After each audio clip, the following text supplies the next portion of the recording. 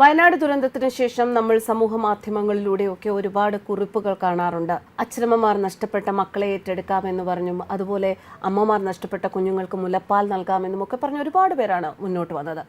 എന്നാൽ പ്രകൃതി ദുരന്തത്തിൽ സർവ്വതും നഷ്ടമായവർക്ക് കൈത്താങ്ങാനുള്ള ഈ തീരുമാനം, ഓരോ മലയാളിയുടെ ഈ തീരുമാനം കയ്യടികളോടെ തന്നെയാണ് ലോകം ഉൾപ്പെടെ സ്വീകരിക്കുന്നത്. ലോകത്തിൻ്റെ വിവിധ കോണുകളിൽ നിന്ന് ഒരുപാട് സഹായങ്ങൾ തേടിയെത്തുന്നുണ്ട്. ഇക്കൂട്ടത്തിൽ നമ്മളൊക്കെ മറന്നുപോകുന്ന ഒരു വിഭാഗമുണ്ട്. വൃദ്ധരായവർ, മക്കൾ നഷ്ടപ്പെട്ടവർ, ഈ ദുരന്തത്തിൽ ഒറ്റയ്ക്കായവർ. എന്നാൽ അത്തരത്തിൽ അനാഥരായ വൃദ്ധരായവരെ തയ്യാറാണ് തങ്ങൾ ഏറ്റെടുക്കാൻ എന്ന് പറഞ്ഞ് ഒരു ഫേസ്ബുക്ക് കുറിപ്പ് കൂടി ഇപ്പോൾ സോഷ്യൽ മീഡിയയിൽ വൈറലാവുകയാണ്. ഉരുൾപൊട്ടലിൽ അനാഥരായ അച്ഛനോ അമ്മയോ ഉണ്ടെങ്കിൽ അത്തരക്കാരെ ഏറ്റെടുക്കാൻ സന്നദ്ധത അറിയിച്ചുകൊണ്ടുള്ള ഫേസ്ബുക്ക് കുറിപ്പാണ് ഇപ്പോൾ പ്രശംസ നേടുന്നത്. കുഞ്ഞുങ്ങളെ ഏറ്റെടുക്കാൻ തയ്യാറാണെന്ന് പറഞ്ഞ് ഒരുപാട് പോസ്റ്റുകൾ വന്നു. മക്കൾ പുറ്റവരും നഷ്ടപ്പെട്ട അച്ഛനെയോ അമ്മയോ ഏറ്റെടുക്കാൻ ഞങ്ങൾ തയ്യാറാണ് എന്നാണ് നീതു ജയേഷ് എന്ന ഒരു ഐഡിയിൽ നിന്ന് ഫേസ്ബുക്കിലേക്ക് ഒരു കുറിപ്പ് എത്തിയിരിക്കുന്നത്. വാർദ്ധക്യത്തിൽ അച്ഛനമ്മമാരെ ഉപേക്ഷിക്കുന്നവർ ഉള്ള ഒരു സമൂഹത്തിലാണ് ഇത്തരമൊരു കുറിപ്പ് പ്രചരിക്കുന്നത് എന്നത് വളരെയധികം ശ്രദ്ധേയം. അതുകൊണ്ട് തന്നെ ഒരുപാട് പേരാണ് ഇവർക്ക് ആശംസയുമായി എത്തുന്നത്. എന്തായാലും അനാഥത്വം എന്ന് പറയുന്നത് ഒരിക്കലും നമുക്ക് വളരെ കൂളായിട്ട് നേരിടാൻ പറ്റുന്ന ഒരു അവസ്ഥയല്ല. നമ്മൾ എല്ലാ ആൾക്കാരും കുടുംബത്തിൽ എല്ലാവരോടൊപ്പം ജീവിച്ചിരുന്ന ഒരാൾ പെട്ടെന്ന് അനാഥരാകുന്ന ഒരു സാഹചര്യം അവരുടെ ജീവിതത്തിൽ വരുമ്പോൾ മാത്രമേ ആ അവസ്ഥ എത്രത്തോളം വിഷമം ഉണ്ടാക്കുന്നതാണ്, എത്രത്തോളം ഭീതി ഉണ്ടാക്കുന്നതാണ് എന്ന് നമുക്ക് മനസ്സിലാക്കാൻ സാധിക്കുന്നത്. എന്നാൽ ആ സമയത്തും അനാഥരെ സനാഥരാക്കാൻ ഒരുപാട് പേർ, നല്ല മനസ്സുള്ളവർ നമ്മുടെ നാട്ടിൽ ഉണ്ട് എന്നറിയുന്നത് വളരെ സന്തോഷം നൽകുന്ന കാര്യം തന്നെയാണ്.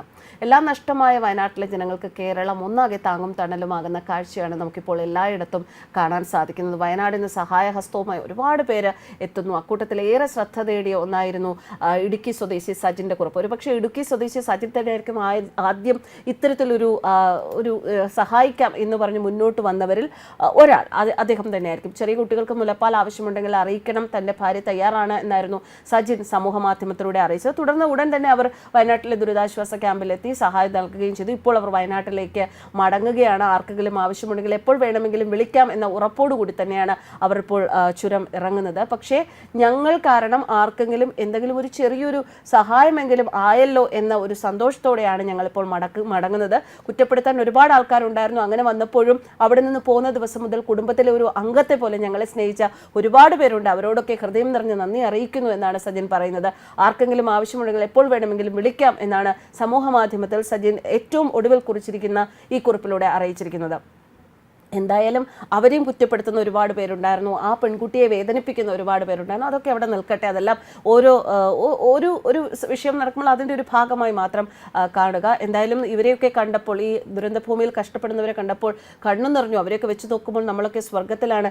എന്തിനേയും വിമർശിക്കുകയും അവഹേളിക്കുകയും ചെയ്യുന്നവർ വയനാട്ടിലൊന്ന് വന്ന് കാണണം. കരഞ്ഞ് കണ്ണ് കലങ്ങി ഒരു പറ്റം മനുഷ്യരെ മാത്രമേ നമുക്കവിടെ കാണാൻ സാധിക്കൂ. മനസ്സിൽ തോന്നിയ വാക്കുകളാണ് ഫേസ്ബുക്കിൽ കമൻ്റായി കുറിച്ചത്. അതുമുതൽ ചങ്കോട് ചേർത്ത് നിർത്തിയ ഒരു പറ്റം മനുഷ്യരും എങ്ങനെയൊക്കെ വിമർശിക്കാം എന്ന് കരുതുന്ന കുറച്ചു പേരും വിമർശനങ്ങൾ എപ്പോഴും സ്വാഗതം ചെയ്യുന്നു. പക്ഷെ കുടുംബത്തെ മുഴുവൻ വളരെ മോശമായി ചിത്രീകരിക്കുന്നവരോട് ഞങ്ങളും മനുഷ്യരാണ്, പറ്റുന്ന രീതിയിൽ ഒരു സഹായമാകട്ടെ എന്ന് കരുതി ചുരം കയറിയതാണ് എന്നാണ് അദ്ദേഹം പറയുന്നത്. ഇടുക്കിയിൽ ജീവിക്കുന്ന വെറും സാധാരണക്കാരാണ്.